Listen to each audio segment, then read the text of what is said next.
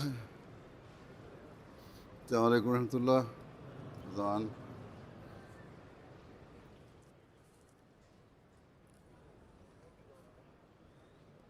الله أكبر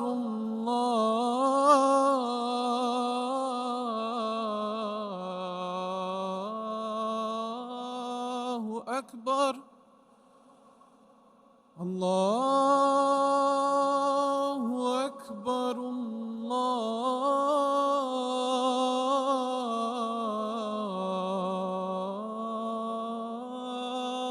الله أكبر. أشهد أن لا إله إلا الله.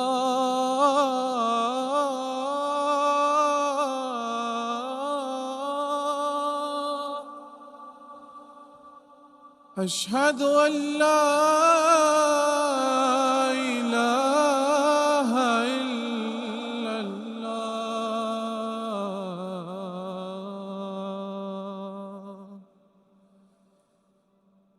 أشهد أن محمدًا رسول الله.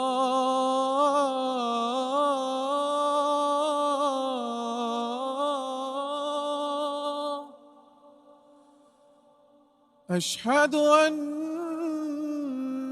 محمدًا رسول الله.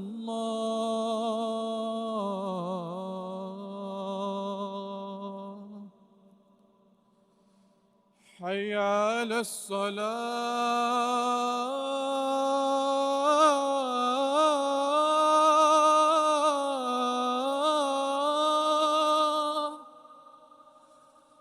حي على الصلاة.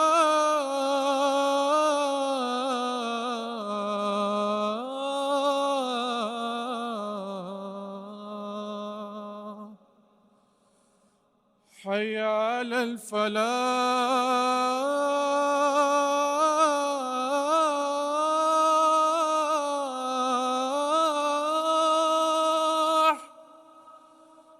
حي على الفلاح.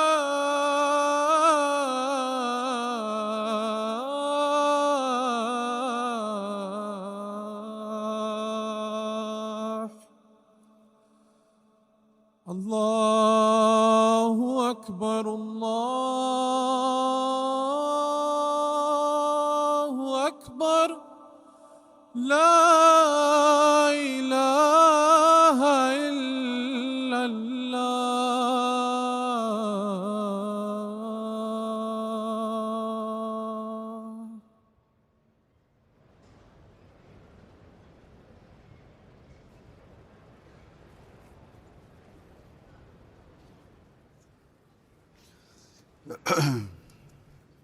السلام عليكم ورحمة الله.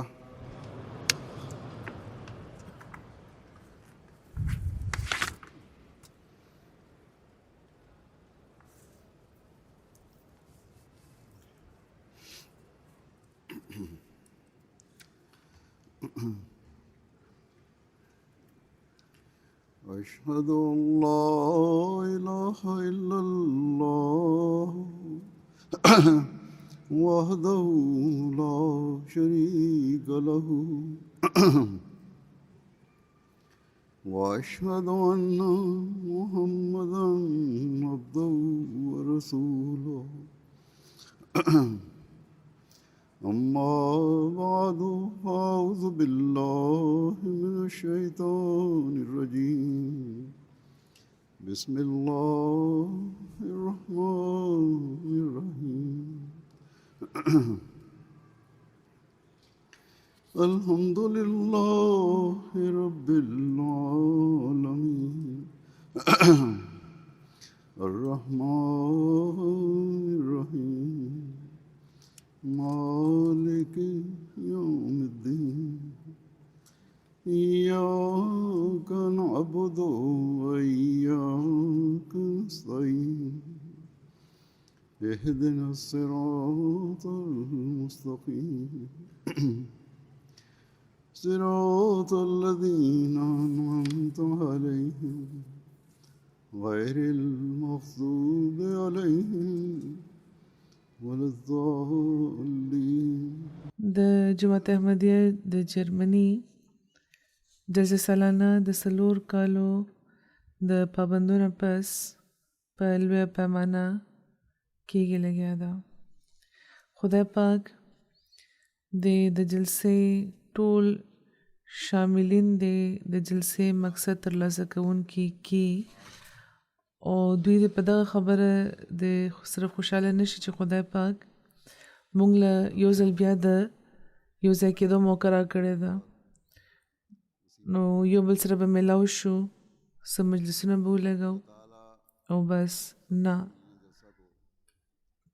بلکې یو ډېر لوی مقصد دی د جلسې د انعقاد چې حضرت مسیح موعود علیه السلام مونږ ته ښودلی دی او ډېر په درد دی د دې اظهار هم کړی دی، او هغه دا چې کم خلک چې د هغې په بیعت کې شامل شوي دي هغوی دې د دین علم زده کړي، په روحانیت کې د ترقي وکړي، خدای پاک سره د په تعلق په محبت کې زیات شي، د رسول کریم صلی الله علیه وسلم په قدم د مکمل روان وي، هغوی سره رسول کریم صلی الله علیه وسلم سره د مینې تعلق وي، د دنیا مینه د پسړه شوی وي او دین مقدم لري.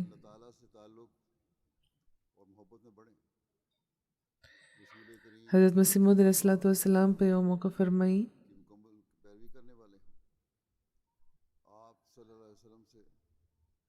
د دغه عاجز د بیعت په سلسله کې چې کم مخلصان داخل دي هغوی ټولو باندې دغه خبره ښکاره شي چې د بیعت کولو غرض دا دی چې د دنیا مینه دې سړی شي او د خپل د خدای د مولا د کریم مولا او د رسول کریم صلی الله علیه وسلم مینه دې غالب شي.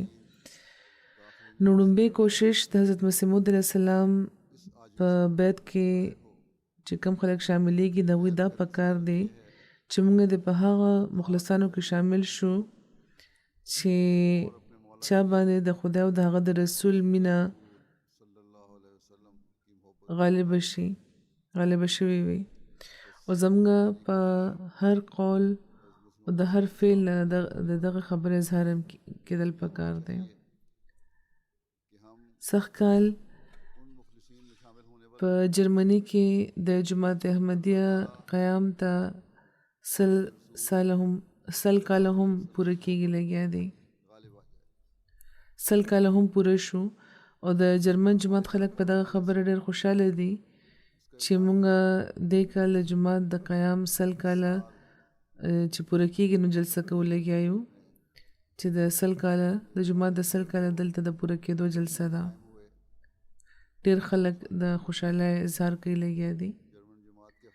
یقینا دا د خوشحالۍ خبره ده چې خدای پاک نن 100 کاله مخکې د حضرت مسیح موعود علیه السلام په ذریعه د اسلام ښایسته پیغام دغه ملک ته را رسولی و، بلکې حضور فرمایي چې د مسیح اسلام په ژوند کې دلته پیغام راغلی و، نو ځکه دلته د پیغام رسېدو ته خو د 100 کالو نه زیاته موده تېره شوې ده، خو ورسره موږ دا هم کتل پکار دی، سوچ پکار دی چې په دغو 100 کالو کې موږ څه ترلاسه کړه. مونږ د خپلو ایمانونو تر کومه حده پورې حفاظت وکړو چې جمعه دلته چې کله شروع شوی وو نو یو څو کسان وو، بیا د پاکستان حالات بدل شو، د دنیا حالات بدل شو، نو ډېر احمدیان دغه ملک ته راغله او آباد شو. هغوی دلته دې لپاره راغلي وو چې هغوی احمدیان وو او د احمدي کېدو په وجه خپل ملک په هغې باندې د خدای او د هغه د رسول په تعلیم باندې عمل کولو او په جار د دې اظهار کولو پابندۍ لګولې وې چې هغوی دلته راغله او دوی ته د مذهب ازادي میلاوه شوه چې هغوی د ښه په جار په خپل دین عمل کولی شي نو بیا هغوی ته پکار ده چې په یو خاص مهنت دی په خپل حالت کې هغه پاکې تبدیلی پیدا کړي او په هغې باندې د قایم پاتې کېدو کوشش وکړي چې غوښتنه حضرت مسیح موعود علیه السلام د خپل جماعت نه کړې ده نو آیا هغه کوشش مونږ کړی دی آیا مونږ د خپل روحاني حالتونو د ښه کولو سره خپل ماشومان د دین سره د تړلې ساتلو لپاره څه خاص کوشش کړی دی چې په هغه مخلصانو کې شامل شو لکه څنګه چې حضرت مسیح موعود علیه السلام غوښته که داسې م کړي دي نو دا بیا هغه حقیقي شکرانه ده چې په 100 کاله پوره کېدو مونږ کولی شو او چې د کومه تمه یو احمدي نه کېدی شي خو که داسې نه دي نو صرف د دنیاوي رسم و رواج مطابق د په 100 کاله پوره کېدو خوشحالېدل دا بې فایدې دي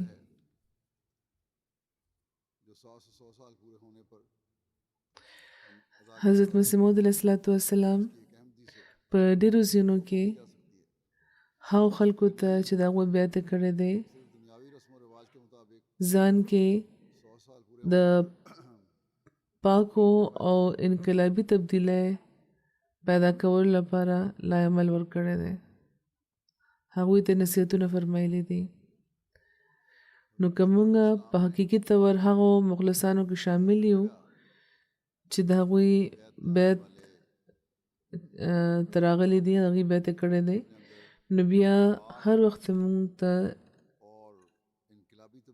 په دغو خبرو نظر ساتل پکار دی او خپل د قول و فعل موازنه هم د سره بیا کول پکار دی چې تر کومه حده مونږ هغه مقصد پوره کړی دی چې د حضرت مسیح موعود علیه السلام د بیعت کولو چې کوم مقصد دی آیا چېرته داسې خو نه ده چې دغه ترقي یافته دنیا ته چې مونږ راغلی یو نو خپل هغه مقصد مونږ هیر کو چېرته داسې خو نه ده چې دنیا پړکه مونږ نه د بیعت مقصد هیر کړی دی که داسې شوي دي نو د 100 کالو دغه جشن بې فایدې دی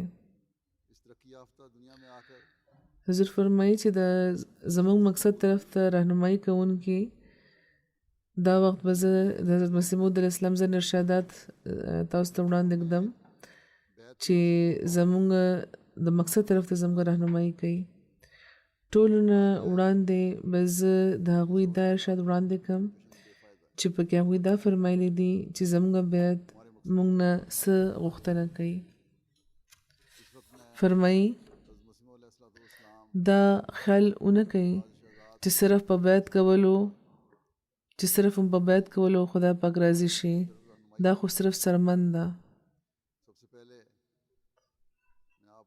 مغز خو د دې دننه دی اکثر د قدرت قانون عمده دی چې یو پوستکی وي او اصل میوه مغز د هغې دننه وي پوستکی د هیڅ کار نه وي او مغز د هغې کې دننه چې کومه میوه وي هغه اخیستلی کېږي ځینې داسې وي چې پکې اړو میوه پاتې نه وي او د چرګې د هوایي هاو په شان دی چې نه پکې زیړ وي نه پکې سپین چې هیڅ د چا په کار نشي راتلی د چا هیڅ نشي په کار دی نو او د ردي په شان هغه لړه کړی شي او یو 2 منټه دپاره د یو ماشوم د لوبو ذریعه خو کېدی شي نو همدغه شان هغه انسان چې د بیعت د ایمان دعوه کوي خو د دغه دواړو خبرو مغز ځان کې نه لري نو هغې ته ویره پکار ده ځکه چې یو وخت راشي چې د همهغه هوایي ها په شان لږ شان چې پې زور وکړی شي نو هغه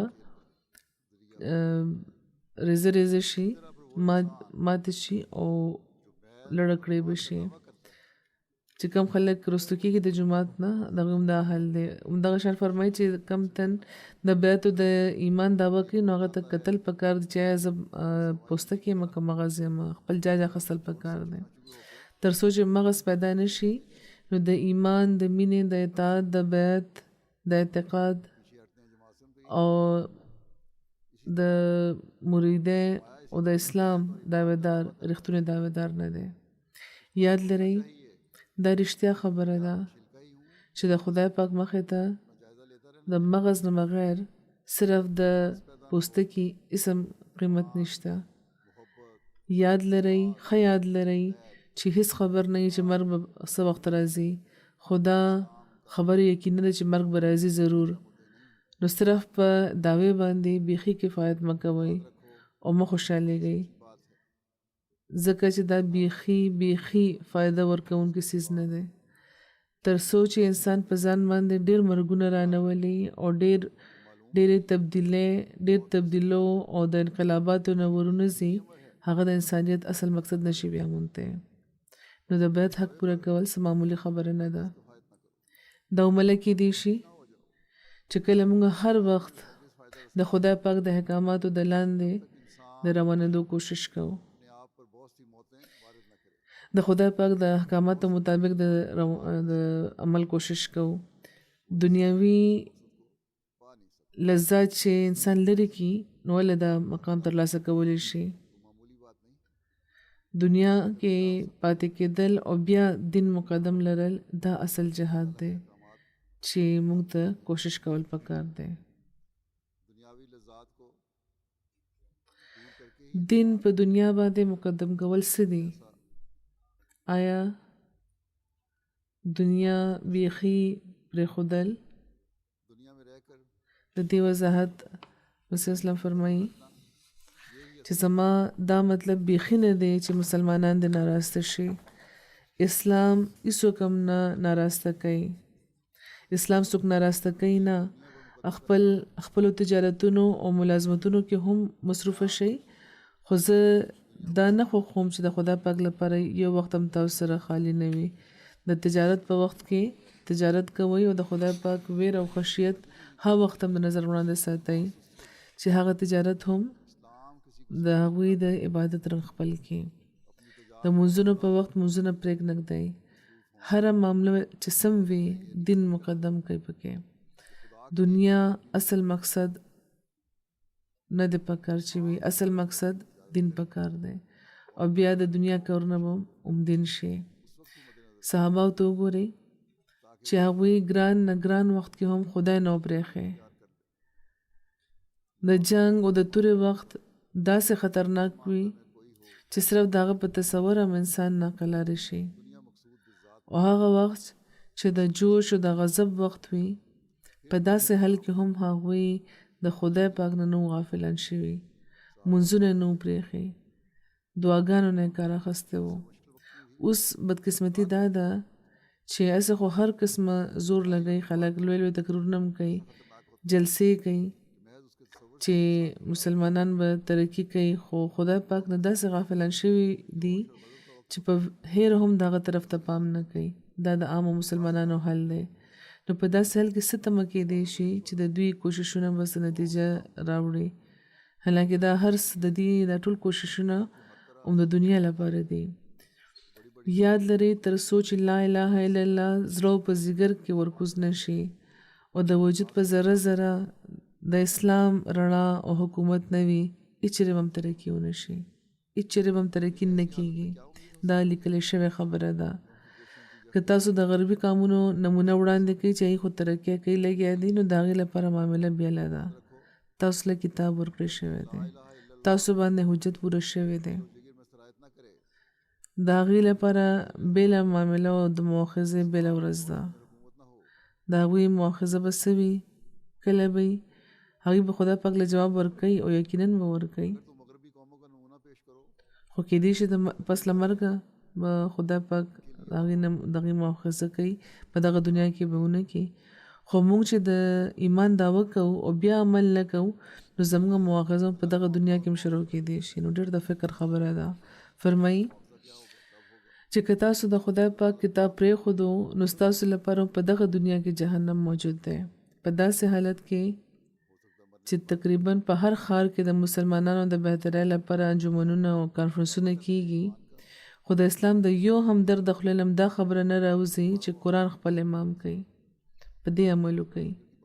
که خبرې کوي نو همدا چې انګریزي وایي کالجونه جوړ کړي بیرسټران شي دې نه دا معلومیږي چې په خدا پاک باندې ایمان پاتې نه دی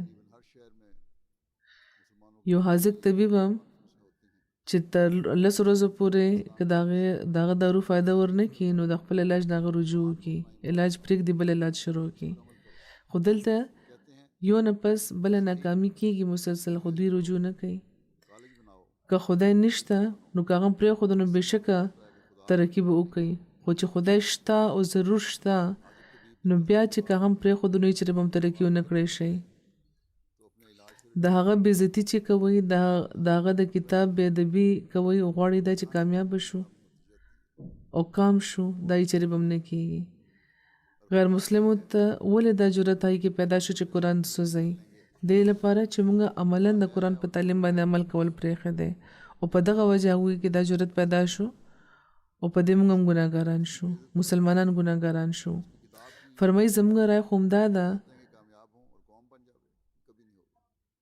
چې سترګې چې کومه ګوري نو هغه د ترقي هم یوه لاره ده چې خدای پاک وپېژنئ او په هغه باندې ژوندی ایمان پیدا کړئ که موږ په دغه خبرې د دغه دنیا پرستو په مجلس کې بیان کړو نو هغوی پورې خنده وکړي خو موږ له رحم راځي چې افسوس دا خلک هغه نه ګوري چې څه موږ ګورو فرمایي چې موږ خو په داسې نظر زه خو په داسې نظر ګورم لګیم چې د مسلمانانو هم تبعي ده که قرآن باندې هغوی عملونه کو نو که مسلمانان بللی کېږي نو بیا دو عملي نشي چلیدی د مسلمانانو د حالت نقشه موږ لپاره یو کافي سبق دی چې لامه خو دوی د دین اخلي خو خبره د دنیا کوي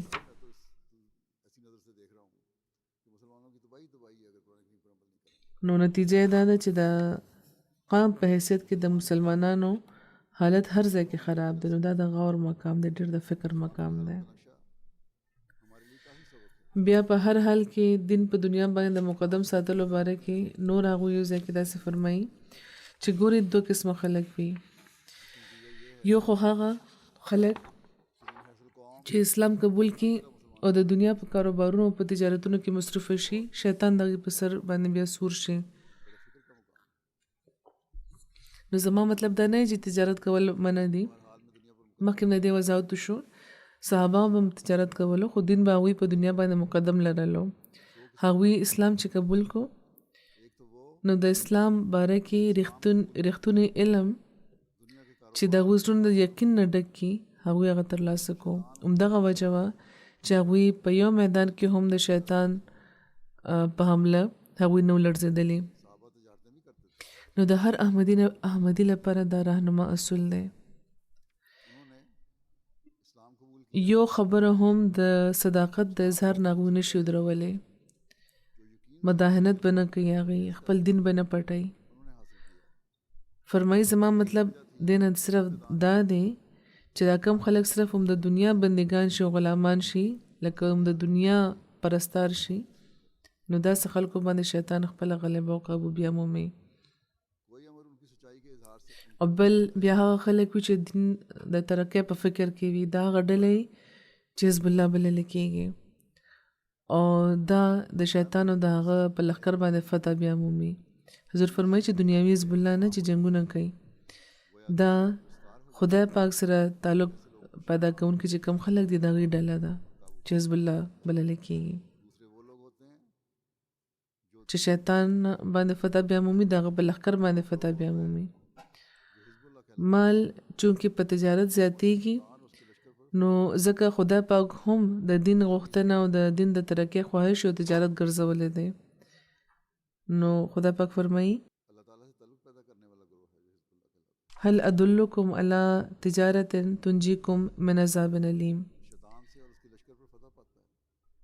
چې آیا زه تاسو د یو داسې تجارت نه خبر کړم چې تاسو به د دردناک عذاب نه تاسو له خلاصې درکړي هغه څه دی د دین تجارت فرمایي د ټولو نه ښه تجارت د دین دی چې د دردناک عذاب نه نجات ورکوي نو زه هم د خدای پاک په همدغو الفاظو کې تاسو دا وایم چې هل ادلکم علی تجارت تنجیکم من عذاب علیم فرمایي زه زیات امید هغې لپاره لرم چې د دین ترقي او شوق نه کموي. څوک چې دغه شوق کموي نو اندېښنه زما دا ده چې شیطان چېرته په هغې باندې قابو بیا نه مومي. نو ځکه یې چې له دې ناراسته کېدل پکار. هر هغه خبره چې پوه پرې نه شي د هغې پوښتنه پکار ده چې په معرفت کې اضافه وشي. سوال کول تپوس کول د حرام نه دی. د انکار لپاره هم تپوس پکار دی او د علم ترقۍ لپاره هم. یعنې که انکار کول غواړي د یوې خبرې نو علم تپوس وکړي، سوال وکړي، جواب ترلاسه کوي. او د علم ترقۍ لپاره هم تپوس پکار دی. څوک چې د علم ترقي غواړي هغه ته پکار دی چې قرآن د په غور لولي. چېرته چې پوه نه شي نو تپوس دی وکړي. ځینې معارف باندې چې ونه رسي پوه پرې نه شي نو نورو نه د تپوس وکړي او فایده دې ورسوي. قرآن د دین یو سمندر دی چې دغې پکې ډېر لوی نایابه او ډېر قیمتي ملغلرې موجودې دي. نو دین د علم ترلاسه کولو لپاره د قرآن راهنمایي نیول ضروري ده. او همدا قرآن به صحیح راهنمایي کوي او دا طریقه ده همدغه طریقه ده چې دین به په دنیا باندې مقدم کولو طرف ته به راهنمایي کوي. نو موږ ته اجازه اخیستل پکار ده چې څومره خلک دي چې په غور قرآن لولي، د دې تلاوت کوي او بیا پې د عمل کوشش کوي. مسیح اسلام دې طرف ته پام ګرځي زموږ چې د قرآن په موږ باندې ډېر زیات احسانات دي. نو ځکه دا ډېر په غور او په توجه لوستل پکار دی. فرمایي یاد ساتل پکار دي چې قرآن چې کوم پخواني کتابونه او نبیانو په هغې باندې احسان کړی دی چې د هغوی تعلیمات چې د کیسو په رنګ کې وو هغه په علمي رنګ کې بیان کړه. زه رښتیا دا وایم چې یو تنم په دغو کیسو نجات نشي بیا موندی تر څو چې هغه قرآن ونه لولي. ځکه چې د قرآن دغه شان دی چې وانه لقول الفصل وما هو بالهزل، چې دا فیصله کوونکی قول دی، څه فضول خبرې نه دي. هغه میزان دی، مهیمن دی، نور دی، شفا دی، رحمت دی. کم خلک چې قرآن لولي او دا یو کیسه ګڼي نو هغوی قرآن نه دی لوستی بلکې د دې بې حرمتي یې کړې ده. زموږ مخالفان ولې زموږ په مخالفت کې دومره تیز شوي دي؟ صرف دې لپاره چې موږ قرآن لکه څنګه چې خدا پاک فرمایلی دي چې هغه سراسر نور دی، حکمت دی، معرفت دی، دا ښودل غواړو. او هغوی دا کوشش کوي چې قرآن له د یو معمولي قصې نه زیات د یوې معمولي کیسې نه زیات وقت ورنه کړي. موږ دا نشو زغملی. خدای پاک په خپل فضل موږ باندې دا واضح کړي دي چې قرآن یو ژوندی او روښانه کتاب دی. نو ځکه موږ د دې د دغه مخالفت پروا ولې وکړو؟ نو زه بار بار د دغې خبرې طرف ته د هغو خلکو چې ما سره تعلق لري د هغې د ورته نصیحت کوم چې خدای پاک دغه سلسله د حقایقو د پرانستو لپاره قایمه کړې ده، د حقایقو د اظهار لپاره ظاهره کړې ده. ځکه چې دې نه بغیر په عملي ژوند کې هیڅ روشني، هیڅ رڼا او نور نشي پیدا کېدی. او زه دا غواړم چې د عملي صداقت په ذریعه د اسلام خوبۍ د په دنیا ښکاره شي لکه څنګه چې خدای پاک دغه کار لپاره زه مامور کړی یم. نو ځکه قرآن په کثرت وایي خو صرف د کیسې په تور نه بلکې یو فلسفه یې وګڼئ. نو قرآن باندې پوهېدل ډېر ضروري دي. ډېر سوالونه دي چې اکثر احمدیان کوي خو که هغوی په قرآن په غور ولولي نو ملته ورته جوابونه میلاو شي. په مختلفو تقریباتو کې چې کله د قرآن په حواله خبره کېږي نو اورېدونکي متاثره شي، د اسلام د خوبو معترفه شي. نو ډېر په اعتماد هر احمدي ته پکار ده چې د قرآن استعمال دی کوي. که یو خوا دا زموږ د تربیت لپاره رهنما دی نو ورسره د اغیارو د اعتراضاتو د جواب ورکولو لپاره هم دا یو ډېر زبردست وسله ده. دین په دنیا باندې چې څوک مقدم لري نو د هغه لپاره د ټولو نه اهمه خبره دا ده چې د هغه تعلق د خدای پاک سره جوړ شي. احکاماتونه چې انسان خبر شي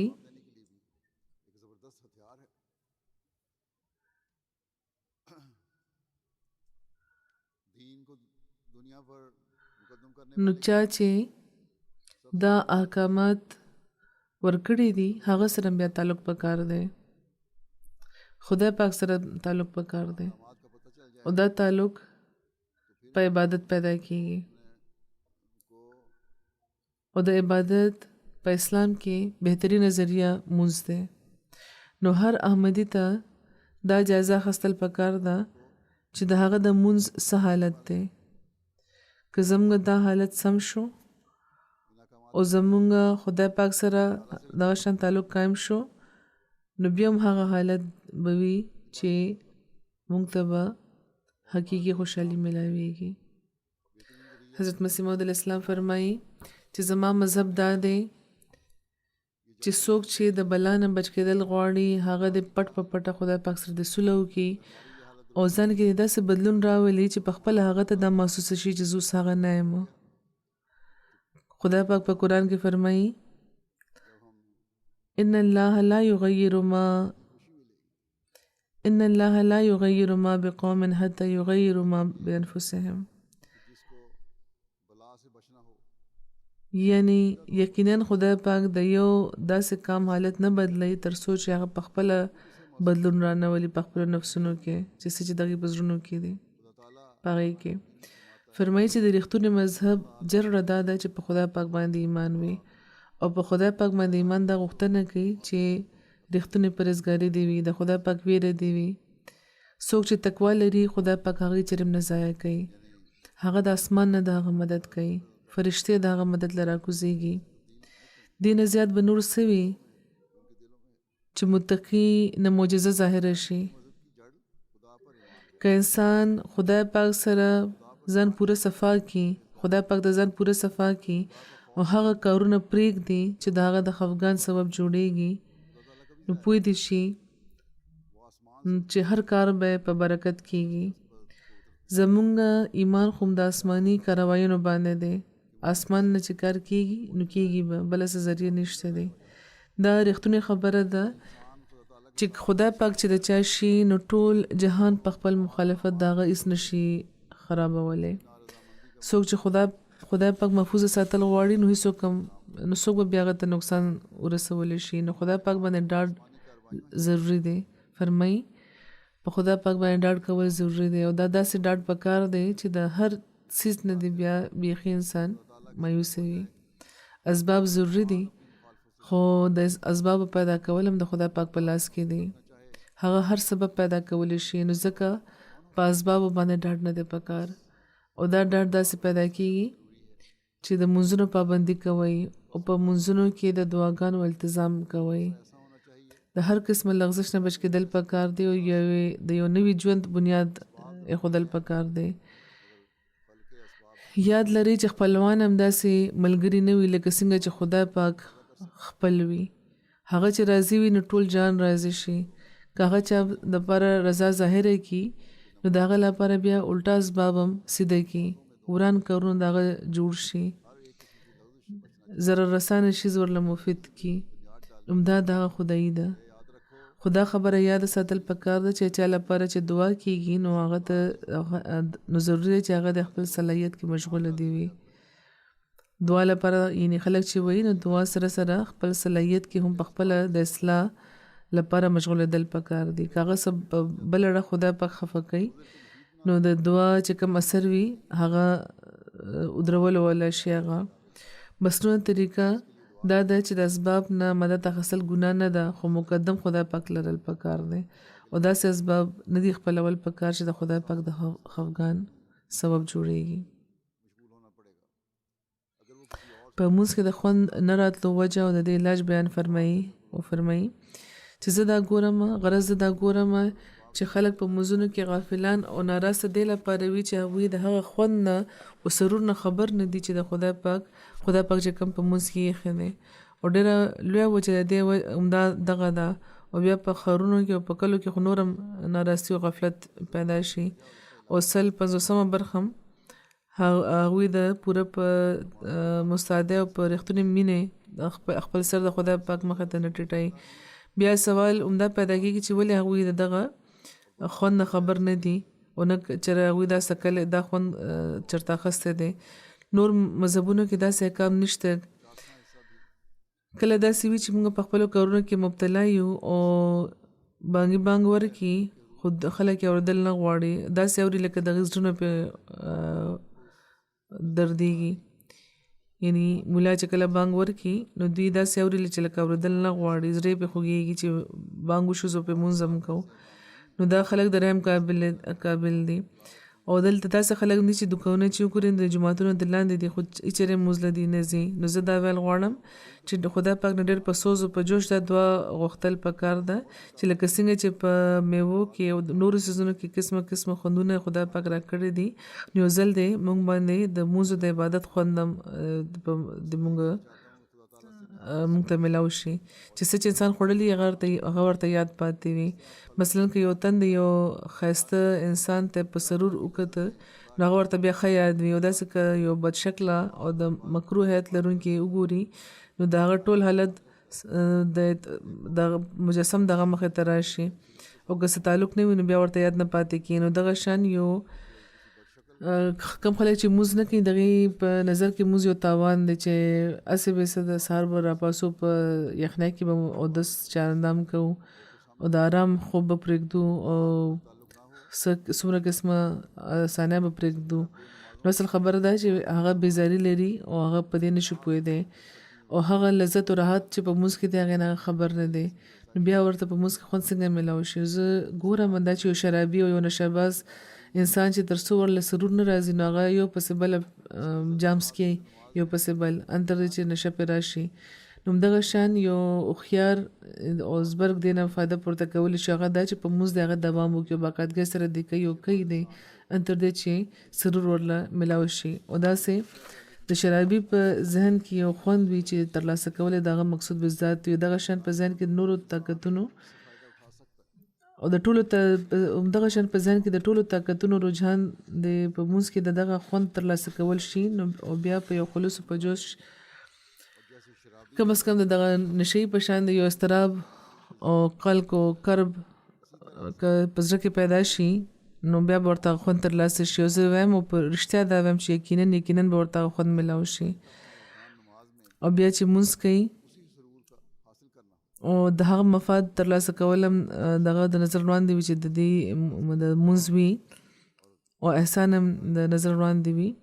نو ان الحسنات یذهبن السیئات یعنی نیکه بده زایلی کی نو دغه حسنات او خوندونه په زړه کې ساتي او دعا دې کوي. او هغه لمونځ چې د صدیقانو او د محسنانو دی هغه دی دا دعا دې کوي چې هغه لمونځ چې د صدیقانو د محسنانو دی هغه دی ورته په نصیب شي. نو چې دا چې فرمایلی شوي چې ان الحسنات یذهبن السیئات یعنی نیکه یا لمونځ بده لرې کي یا په بل مقام فرمایلی چې لمونځ د فوایشو د بدو کارونو نه بچ ساتي. او موږ ګورو چې ځینې خلک باوجود له دې چې لمونځ کوي بیا هم بد کارونه کوي. نو جواب دا دی چې هغوی لمونځونه خو کوي خو روح او راسته سره نه کوي، صرف د رسم او د عادت په طور ډغرې وایي. د دوی روح مړ دی. خدای پاک د دې نامه حسنات نه دی ایښی. او دلته چې د حسنات لفظ استعمال کړی دی د صلات لفظ نه دی استعمال کړی باوجود له دې چې معنی هم هغه دی. نو وجه دا ده چې د لمونځ د خوبۍ او د حسن و جمال طرف ته اشاره وکړي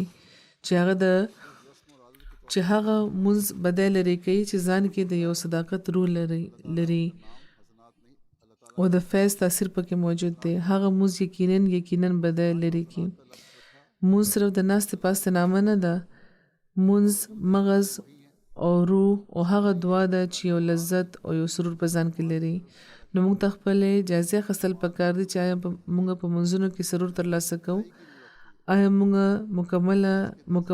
مکمل ډاډ صرف په اسبابو خو نه لرو. که موږ د لمونځونو حفاظت کوونکي یو نو موږ بیا د بیت حق هم پوره کوونکي یو، د خپل مقصد پوره کوونکي یو. ګینې بیا د فکر حل دی. بیا د علم و معرفت کې ترقی او د شیطان د حملو نه د بچ کېدو باره کې هغوی زموږ پام ګرځوي. او دا هم چې د مرشد او د مرید تعلقات څنګه پکار دي هغوی فرمایي چې د مرشد او د مرید تعلقات د استاد او د شاګرد د مثال نه په دې باندې پوهېدل پکار دي. لکه څنګه چې شاګرد د استاد نه فایده پورته کوي همدغه شان مرید د خپل د مرشد نه فایده پورته کوي. خو شاید که شاګرد که استاد سره تعلق ولري خو تعلیم کې قدم مخکې نه ږدي نو فایده نشي پورته کولی. همدغه حال د مرید دی. نو په دغه سلسله سره چې تعلق پیدا کړی دی تاسو نه خپل معرفت او علم زیاتول پکار دی. د حق طالب ته په یو مقام باندې د رسېدو نه پس ایسارېدل نه دي پکار ګینې لین شیطان به بل طرف ته واړی. لکه څنګه چې ولاړو اوبو کې بدبوی پیدا شي چینجي پکې پیدا شي د ډېرو بیمارو وجه جوړیږي نو دغه شان د هغه انسان حل وي چې کوم یو ځای کې ایسار شي نو زموږ قدمونه مسلسل مخکې تلل پکار دي. فرمایي همدغه شان که مؤمن د خپلو ترقیاتو لپاره کوشش ونه کړي نو هغه پریوځي نو د سعادتمند فرض دا دی چې هغه د دین په غوښتنه کې د مصروفه وي. زمونږ نبی کریم صلی الله علیه و وسلم نه زیات یو کامل انسان په دنیا کې نه دی تیر شوی. خدای پاک هغې له هم خدای پاک د رب عزت نه علم د دعا تعلیم ورکړی و. نو بیا نور څوک دی چې په خپل معرفت او په علم باندې کامل ډاډ وکړي او ایثار شي یو ځای کې او د نورې ترقۍ ضرورت ونه ګڼي. څنګه چې انسان خپل علم او معرفت کې ترقي کوي نو هغه به خبرېږي چې لا ډېره داسې خبرې دي چې حل غواړي. ځینې خبرې په ابتدایي نظر کې د هغه ماشوم په شان چې د عقلیدس اشکال هسې بېهوده ګڼي چې کوم د جیومټرۍ اشکال دي ډایګرام چې کوم مختلف جوړیږي د ساینسدانانو له طرفه نو ماشوم دا ګڼي چې دا صرف لکیرې دي او دا ګڼي چې حیثیت دا نه لري. نو فرمایي چې دا خلک همداسې د دغه ماشوم په شان دي وي چې دغه څیزونه بېهوده ګڼي.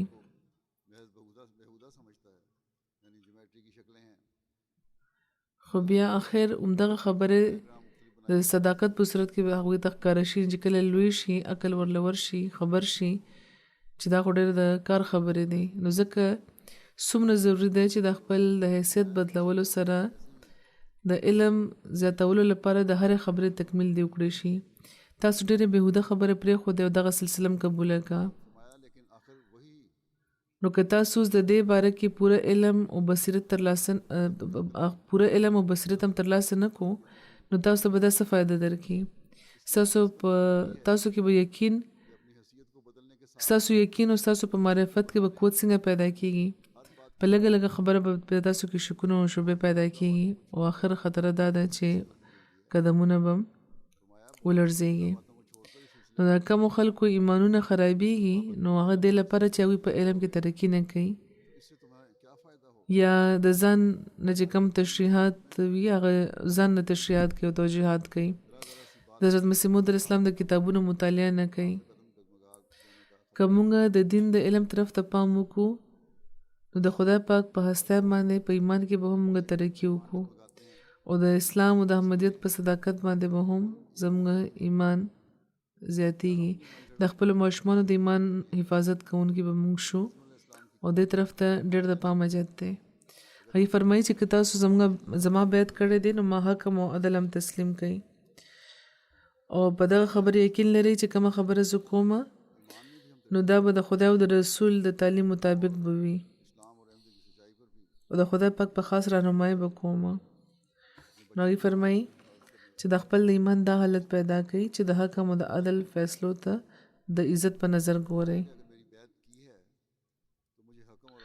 فرمایي چې کم تن ایمان راوړي هغه ته په خپل ایمان د یقین او د عرفان تر حده ترقي کول پکار ده. دا نه چې بیا د په ځن کې ګرفتاره شي. یاد لرئ ځن فایده نشي ورکولی بس ځنې پیدا کی. خدای پاک په خپله فرمایي چې ان الظن لا یغني من الحق شیئا یعنی ځن حق نه بې نیازه کولی نشي. حق په هر حال کې حق دی. بدزنه پیدا کولو باندې حق پټېدی نشي. یقین داسې څیز دی چې انسان با مراده کولی شي. فرمایي د یقین نه بغیر هېڅ نشي کېدی. که انسان په هر خبره بدزنۍ کول شروع کړي نو شاید چې یو لمحه هم په دنیا کې تیر نه کړی شي. د دنیا په هر خبره کې به بدزنۍ کول تاسو شروع کړئ. مثلا دا مثال وګورئ چې اوبه به ونه څښلی شي چې کیدای شي چې دی کې زهر ګډ شوی دی. د بازار څیزونه به ونه خوړی شي چې په دې کې بس داسې څیز وي چې پې اوبه وجلی شي مړ به شي. بیا څنګه هغه پاتې کېدی شي. دا یو غټ مثال دی چې کومو خلکو وهم بیماري وي نو هغې خپل ژوند خراب کړي ټول داسې سوچونو باندې. نو په روحاني امورو کې هم داسې کتل پکار دی چې داسې بدزنۍ دې نه پیدا کېږي. همدغه شان انسان په روحاني خبرو کې هم دې نه فایده پورته کولی شي. تاسو په خپله سوچ وکئ او په خپلو زړونو کې فیصله وکئ چې آیا تاسو چې زما په لاس یې بیعت کړی دی او زه مسیح موعود او حق معدل منلی یم نو دغه منلو نه پس ته زما په یوه فیصله یا په کار ستاسو په زړه کې څه کدورت یا خفګان راځي نو د خپل د ایمان فکر وکئ. هغه ایمان چې د خدشاتو نه او د توهماتو نه ډک دی هغه یوه نیکه نتیجه پیدا کوونکې به نه وي. خو که تاسو په رښتوني زړه منلی دي چې مسیح موعود واقعي حکم دی نو بیا د هغه د حکم او د فعل مخې ته خپل سر ټیټ کړئ او دغه فیصلو ته د عزت په نظر ګورئ چې د رسول کریم صلی الله علیه و آله وسلم پاکو خبرو عزت کوونکي او عظمت کوونکي وګرځئ. د رسول کریم ګواهي کافي د هغې دا تسلي ورکوي چې هغه به ستاسو امام وي، حکم وي، عدل وي. که په دې ستاسو تسلي نه کېږي نو بیا به کله کېږي. دا طریقه بیخي ښه نه ده او برکتي نشي کېدی چې ایمان دې وي او زړه په ځینو ګوټونو کې بدزنۍ دې وي. که زه صادق نه یم نو ورشي بیا بل صادق ولټوئ او یقینا په دې پوه شئ چې دا وخت به بل صادق درته میلاو نه شي. او که بیا درته بل صادق هم میلاو نه شو او نه به میلاویږي نو زه بیا هغه حق غواړم چې هغه عمر حق غواړم چې کوم رسول کریم صلی الله علیه وسلم مال را کړی دی. کوم خلکو چې زما انکار کړی دی او چې په ما اعتراض کوي نو هغوی زه نه یم پیژندلی، خو چا چې زه وپېژندلم زه یې ومنلم او بیا اعتراض کوي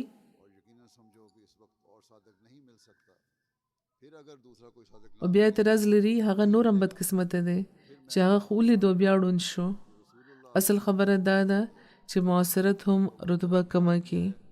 ځکه حضرت مسیح علیه السلام دا وایي چې نبی نه بې عزته کېږي سوای په خپل وطن کې، یعنې په خپل وطن کې نبی بې عزته کېږي. دې نه معلومېدي چې هغوی ته د خپل د وطن د خلکو نه څومره تکلیفونه او صدمې ملاوې شوې وې او دا د انبیا علیهم السلام سره یو سنت دی چې را روان دی. نو زه دې نه څنګه بیل کېدی شم؟ یعنې مخکې د نبیانو مخالفت شوی دی، که زما کېږي نو داسې خبره نه ده.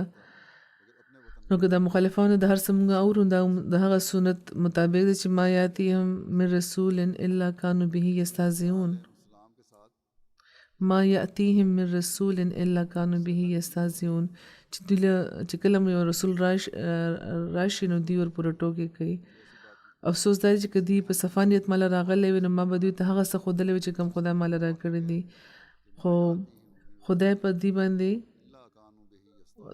په خپله فضل کړی وی، دوی به پوه کړی وی، خو دوی د بخل او د حسد نه کار واخیست نو زه اوس دوی څنګه پوه کړم؟ اوس هم دا خلک یو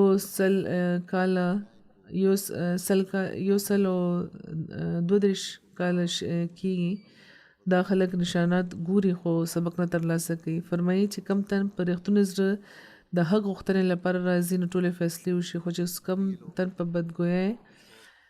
بدګویي کوي او شرارت دغه مقصد وي نو دغه بیا سم نشي کېدی. فرمایي چې په حجج الکرامه کې د ابن عربي په حواله دا لیکلي دي چې مسیح موعود چې کله راشي نو هغه به مفتري او جاهل ګرځولی کېږي، ان تر دې چې هغه ته به ویل کېږي چې هغه دین کې تغیر کوي. دا وخت هم دا کېږي لګیا دي، دغه قسمه الزامات ما باندې لګولی کېږي او دغه شبونه انسان عمله خلاصي بیا منتج شي چې کله هغه د خپل د اجتهاد کتاب یو طرف ته کی او د دې په ځای دا فکر دی کوي چې آیا دا رښتونه دی که نه دی. ځینې خبرې بېشکه د پوهې نه بالا وي، خو چې کم خلک په پیغمبرانو ایمان راوړي او هغوی د حسن ظن او د صبر او په استقلال د یو وخت انتظار کوي نو خدای پاک په هغې باندې اصل حقیقت واضحه کړي. صحابه به د رسول کریم نه سوالونه نه کول بلکې هغوی به انتظار کولو چې څوک دې راشي سوال دې وکړي او هغوی به بیا فایده پورته کوله او په خپل باغوي سر ټیټ کړي ناستو او د سوال جرأت به نه کولو. نو زما په نظر کې عمده اصل او اسلم طریق دی چې ادب د انسان کوي. کم تن چې د نبی آداب باندې نه پوهېږي هغه ته اختیار نشته. کم تن چې د نبی آداب باندې نه پوهېږي او دا نه خپلوي نو اندېښنه ده چې هغه به چېرته ونه وژلی شي. دا دوی د حضور فرمایي چې د خپلې زمانې خبرې کوي چې کله به هغوی په مجلس کې ناست وو او نن هم چې دغې کتابونه خلک لولي او دلیلونه اوري او دغه قسم دا خبرې کوي نو فرمایي چې دا خلک د آداب النبي باندې نه پوهېږي او اندېښنه ده چې دوی چېرته ونه وژلی شي. نو مسلمانان خو د خپلې د بدقسمتۍ په وجه دغه پیغام اورېدو نه او په دې باندې پوهېدو کې دي هیلوجت کوي او د هغوی حالت ځان هم دې طرف ته نه متوجه کوي چې دا دوی وګوري چې څه وجه چې زموږ دا حل دی او من حیث الکوم موږ څه جوړېږو لګیا یو. زمانه هم د رسول کریم پیشګویۍ دي هغه هم پوره کېږي لګیا دي. نو کم از کم چې کوم را روان مود او هغه خو د ولټئ. هغوی فرمایي چې که زه نه یم نو بیا بل به تاسو ته څوک میلاو نه شي خو په دنیا کې دوی پرېوتې دي او هر څه هېروي لګیا دي. نو بیا حضور فرمایي زموږ دا کار دی چې دوی د بچ کولو کوشش وکړو د مسیح موعود پیغام دی هر چا ته ورسوو او صرف مسلمانانو ته نه بلکې هر تن ته چې کم مذهب سره تعلق لري یا الله مذهب دی هغه ته دا پیغام ورسوو. لا خو زموږ ډېر کار دی د کولو لپاره. په جرمني کې د جماعت 100 کاله پوره شو خو لا هم تر ټولو جرمنیانو ته د اسلام پیغام نه دی ونه رسولی شو. نو په دغه لحاظ هم د جایزې اخیستو ضرورت دی. د اسلام د پیغام رسولو د تبلیغ طرف ته هغوی پام ګرځي. مسیح اسلام فرمایي چې دا وخت زموږ دوه ډېر ضروري کارونه دي. یو خو دا چې په عرب کې د اشاعت وشي او بل دا چې په یورپ باندې اهتمام وجد وکړي. عربو لپاره دې لپاره چې پادورین طور هغوی حق لري یوه ډېره برخه به د هغې داسې وي چې معلومه به ورته دا نه وي چې خدای پاک یوه سلسله قایمه کړې ده. حضور فرمایي اوس هم دا حقیقت دی چې د عربو هر تن ته زموږ پیغام نه دی رسېدلی باوجود له دې چې کوششونه د پخوا په لحاظ زیات شوي دي ډېر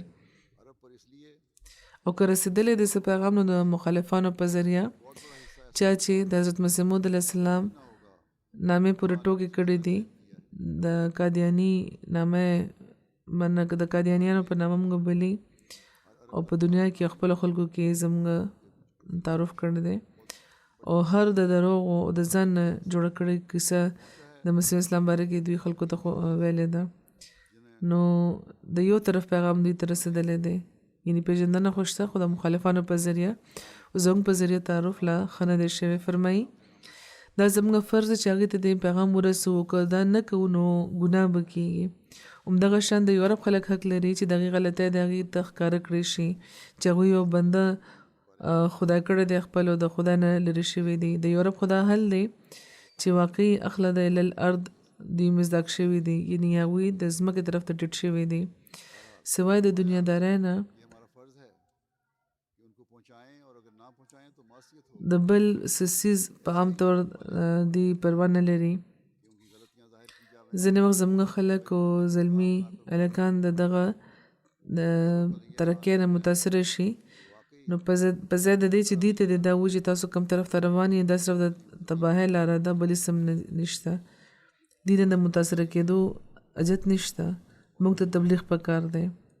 فرمایي قسمه قسمه ایجادونه کېږي مغربي ملکونو کې په ترقي یافته ملکونو کې نو په دې مه حیرانېږئ چې په یورپ کې ارضي علوم و فنون دي هغه کې ترقي کېږي لګیا ده په دې باندې متاثره کېږي چې دا ترقي روانه ده. دا د قاعدې خبره ده چې کله د آسماني علمونو ورونه بند شي نو بیا هم په ځمکې خبرو باندې انسان پوهېږي. دا هېڅ ټیم نه دي ثابته شوي چې نبیان هم چېرته څه ایجادات کول پرځای به یې جوړولې د هغوی یعنې یا دا چې د هغوی ټول کوششونه د ځمکې چې کوم ایجادات دي د هغې لپاره به وو.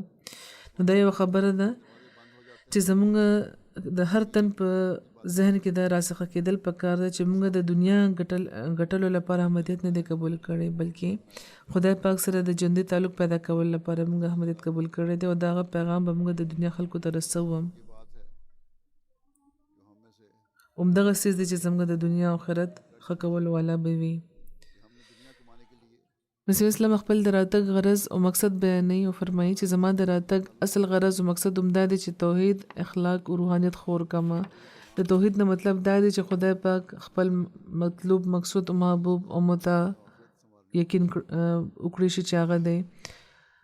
او په غټو غټو خبرو چې کومه غټه قسمه بدپرستی ده او شرک دی، د هغې نه واخله تر د اسباب پرستی چې کوم شرک دی او دقیق نه دقیق قسم چې کوم د شرک د خپل نفس دم څونه ګڼلی شي، دا د هم لرې کړی شي، د نفس شرک دم لرې کړی شي. په هره خبره کې چې د نفس شرک هم شامل نه وي، د دقیق څیز شرک هم شامل نه وي، دا بیا توحید دی. دغه څیزونو کې دنیا ګرفتاره شوی دی.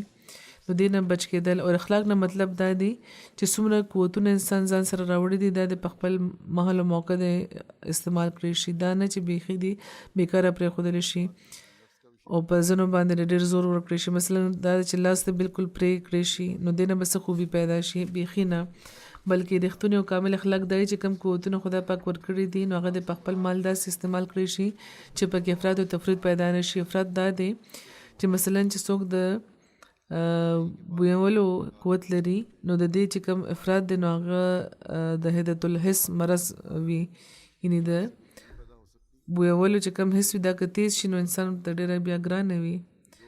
د ځینو خلکو د خوشبویي حس بیا تیز شي او د دې په وجه ورته بیا تکلیف وي، سر درد پرې راځي. ځینې نور قسمه بویونه دي، دغې په وجه بیا بیماری پیدا کېږي. نو دوم دا کول پکار دي چې خدای پاک د اعتدال ساتي او هر مرض نه د انسان بچ ساتي، روحاني مرضونو نه هم. دا افراد دی او یعنی افراد خدای چې د الحس دا مرض به ورته شي چې نور مرضونه به ورته پیدا شي. او تفرید دا دی چې حس به بیخي مفقوده شي. او اعتدال دا دی چې دا دواړه د په خپل محل په مقام وي، همدغه درجه او مقام دی چېرته چې اخلاق بللی کېږي. همدغه قایمولو له زه راغلی یم. منځنۍ لاره خپلول پکار ده او اعلی اخلاق چې اسلام کې حکم دی د دې کوشش پکار دی. فرمایي د روحانیت نه مطلب هغه آثار او علامات دي چې خدای پاک سره په رښتوني تعلق چې پیدا شي نو بیا ښکاره کېږي. او دا کیفیتونه دي چې دا چې کله تر څو پیدا نشي نو انسان نشي پوهېدی، خو اصل غرض هم دا دی. نو دا خبرې دي چې مونږ یو داسې انسان جوړوي چې حقیقي مؤمن وي. نو دا جایزه اخیستل پکار دی چې آیا مونږ په دغه معیار یو چې زموږ مقصود او مطلوب او د ټولو نه زیات محبوب د مونږ لپاره د خدای پاک ذات وي. که دا نه دي نو مونږ اوس هم د خپل د ایمان په کمزوري درجه یو. نو د جایزې اخیستو ضرورت دی. د خدای پاک په مقابله کې زموږ هر دنیاوي خواهش بې حقیقته دی که نه، د دې ضرورت دی. که دا وي نو عمله مونږ د جماعتونو حق پوره کوونکي به یو. همدغه شان چې مونږ جماعتونه جوړو لګیا یو، د هغې د آبادولو هم یو فکر پکار دی. نو هر احمدي ته په دې باندې د غور ضرورت دی چې د توحید درد تر کومه حده د دې په زړه کې د دې زور څومره دی، شوق دی، جذبه څومره ده. همدغه شان د اعلی اخلاقو اظهار دی، نو دا هم هر احمدي کې پکار دی. دا اعلی اخلاق دی چې زموږ پیغام رسولو کې ډېر اهم کردار لوبولی شي او مونږ په د حضرت مسیح موعود علیه السلام د بیعت حق هم پوره کولی شو.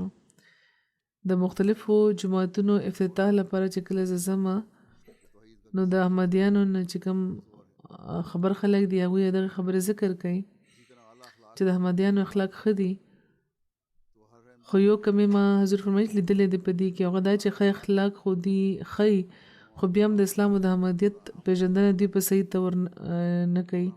که دا پیژندنه وکړی شي نو بیا لکه څنګه چې حضرت مسیح موعود علیه السلام فرمایلی دی چې د احمدیت او د اسلام صحیح پیغام د یو عرب خلکو ته د دغه ملک خلکو ته رسولی شو. همدغه شان د اعلی اخلاقو اظهار یو بل سره په تعلقاتو کې پکار، صرف دا نه چې د اغیارو لپاره. هغوی ته خو اعلی اخلاق وښودل او په کور کې په خپله معاشره کې یو فساد جوړ وي، نو دا داسې خبرې دي چې د اخلاق په حواله موږ ته خپل وړاندې ساتل پکار دي. د دغو اعلی اخلاقو لپاره د دغو اعلی اخلاقو پیدا کولو لپاره حضرت مسیح موعود علیه السلام د رسول کریم صلی الله علیه وسلم په غلامۍ کې راغلی وو او بیا فرمایي چې د روحانیت د معیار نتیجه اله ظاهریږي، اله به د دې پته چلی چې روحانیت پیدا شوی دی چې کله حقوق الله او د حقوق العباد د ادایګۍ اعلی معیارونه قایم شي. خپلو او پردو ته به یو حسن مونږ کې ښکاري. زموږ ماشومان به موږ نه سبقونه اخلي. اومله موږ به دا ویلی شو چې موږ دغه معیارونه ترلاسه کړه. حضور فرمایي چې تېرو ورځو کې د جرمني امیر صاحب ما نه دا تپوس کولو چې د را روانې پیړۍ لپاره زموږ هدف څه دی.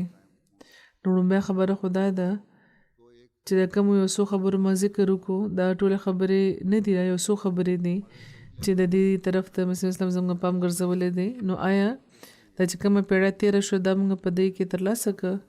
آیا خدای سره زموږ پوخ تعلق پیدا شوی دی؟ آیا زموږ د مونځونو اعلی معیارونه قایم شوي دي؟ آیا موږ د مونځ په وخت کې دنیاوي کارونه پرېږدو، مونځ لپاره حاضرېږو، یا صرف د جوماتونو جوړولو باندې زموږ زور دی؟ آیا موږ د قرآن په تلاوت کې باقاعده یو؟ آیا موږ د قرآن احکامات لټوو، په هغې باندې عمل کوشش کوو؟ آیا موږ خپل ماشومان دین سره د تړلو لپاره ښه پوره کوشش کوو لګیا یو؟ آیا موږ ته صرف د خپلو د ماشومانو د دنیاوي تعلیم فکر دی یا د هغې د دین د فکر هم موږ لرو؟ آیا زموږ اعلی اخلاق په خپلو تعلقاتو کې هغه معیارونه ترلاسه کړي دي چې د رحماء بینهم نظاره دې موږ ته وښیي؟ آیا د اعلی اخلاقو نمونې په هغې باندې ظاهرولو نه پس د هغوی د اسلام د خاصه تعلیم نه موږ خبرو لګیا یو؟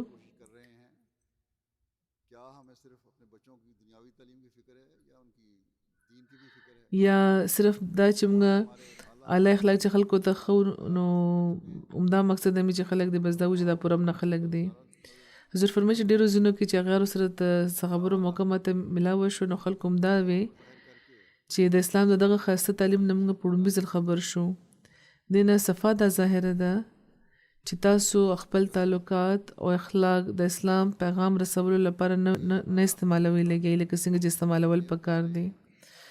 د لکونو په شمیر کې د پمفلیټونو د تقسیمولو فایده څه ده چې خلکو کې اډو تعارف نه شوی د اسلام د تعلیم.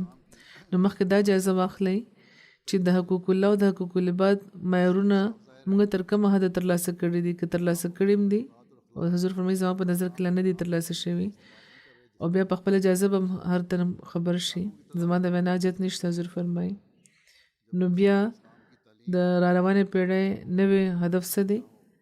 نو د را روانې پیړۍ هدف همدغه مختصر لایعمل دی چې د مسیح اسلام د ارشاداتو په رڼا کې ما بیان کو. مونږ دا دعوه کړې ده او راپاڅېدلي یو چې مونږ به د دنیا زړونه ګټو، دغه دنیا به د خدای پاک د وحدانیت قایله وو، دنیا به د رسول کریم په قدمونو کې راوړو. نو په دغه حواله زموږ هر تن ته خپله جایزه اخیستل پکار دی او سره د یو نوي عزم په جرمني کې د جماعت احمدیه ته په نوې پړۍ کې داخلېدل پکار دی چې موږ دین به په دنیا باندې مقدم لرو او د خپل دغه مقصد د ترلاسه کولو به ښه پوره کوشش کوو او خپلو اولادو ته او نسلونو ته هم دا نصیحت کوو او د هغوی تربیت به هم داسې کوو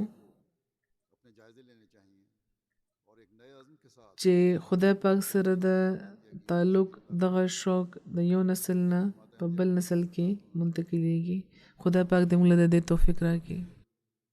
अपने इस मकसद को हासिल करने की भरपूर कोशिश करेंगे और अपनी औलादों और नस्लों को भी नसीहत करते रहेंगे कि और उनकी करते रहेंगे और उनकी इस तरह तरबियत करेंगे कि अल्लाह ताला से ताल्लुक़ ये जाग एक नस्ल से दूसरी नस्ल में लगती चली जाए. अल्लाह ताला हमें इसकी तौफीक अता फरमाए.